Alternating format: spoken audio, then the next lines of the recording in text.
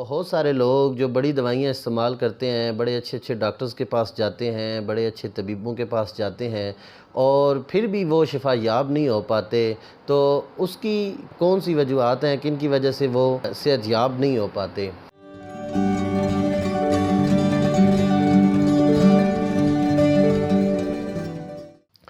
بسم اللہ الرحمن الرحیم۔ حکیم ذیشان حیدر آپ کی خدمت میں حاضر ہے۔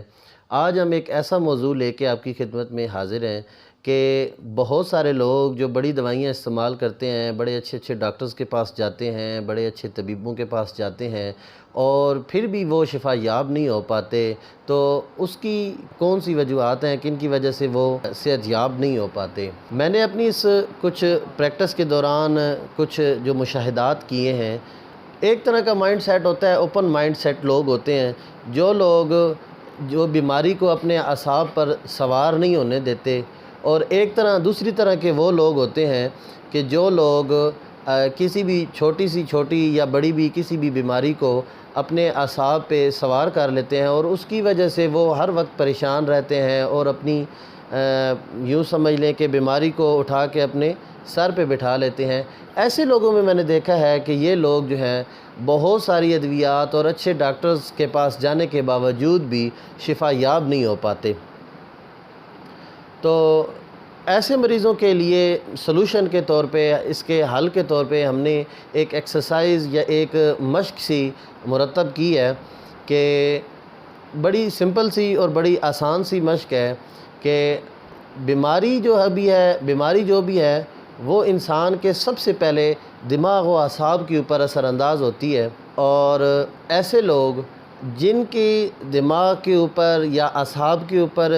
کوئی بھی بیماری جو ہے وہ سوار ہو جاتی ہے اور ان کے مائنڈ میں سے نکلتی نہیں ہے، وہ بار بار اسی بیماری کے بارے میں سوچتے رہتے ہیں، اور اس سوچنے کی وجہ سے، نفسیاتی دباؤ کی وجہ سے وہ ان کی جو علاج ہے وہ علاج کامیاب ہی نہیں ہو پاتا۔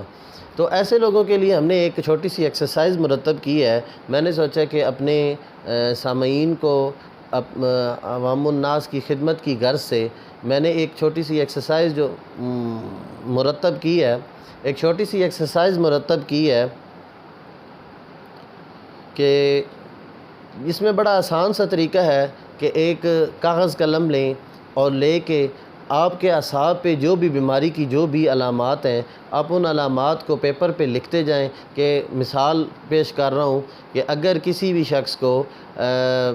کوئی بھی بیماری ہے، مثلا ہر بیماری کے حوالے سے اس کی جو علامات ہیں ان کو پیپرز لے کے قلم کے ساتھ پیپر پہ رات کے ٹائم پہ لکھیں، اور لکھتے وقت آپ یہ سوچیں کہ جیسے جیسے میں یہ پیپر پہ لکھتا جا رہا ہوں یا لکھتی جا رہی ہوں تو یہ چیز میرے دماغ میں سے نکلتی جا رہی ہے اور پیپر پہ آتی جا رہی ہے۔ پھر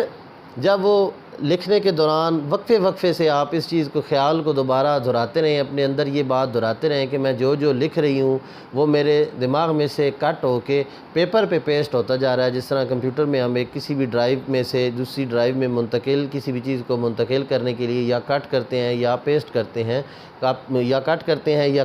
کاپی کرتے ہیں، اور اس کے بعد اسے کسی دوسری ڈرائیو میں، جس ڈرائیو میں ہم نے رکھنا ہوتا ہے، ہم اسے پیسٹ کرتے ہیں۔ تو اسی طرح انسانی میموری میں سے وہ جو خیالات ہمارے دماغ کا فضلہ ہوتے ہیں یا دماغ میں فضول قسم کے پڑے ہوتے ہیں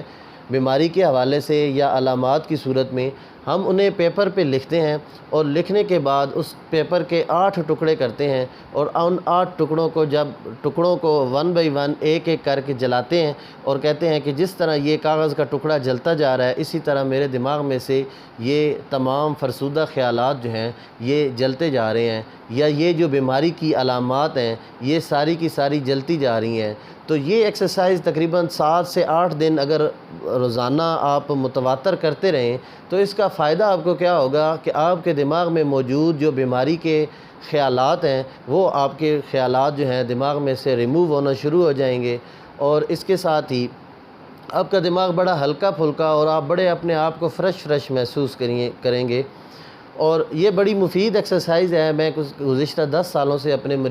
ایسے مریضوں کو جن کے اعصاب میں سے بیماری کی علامات جو ہے وہ اپنی بیماری کو جلدی بھولنے میں کامیاب نہیں ہوتے، ان مریضوں کو میں یہ ایکسرسائز کروانے کے بعد جب میں ان کا علاج کرتا ہوں یا جو بھی میڈیسن انہیں استعمال کراتے ہیں تو ان کے اثرات جو ہیں وہ 100% بڑھ جاتے ہیں۔ تو بڑی آسان سی مشق ہے،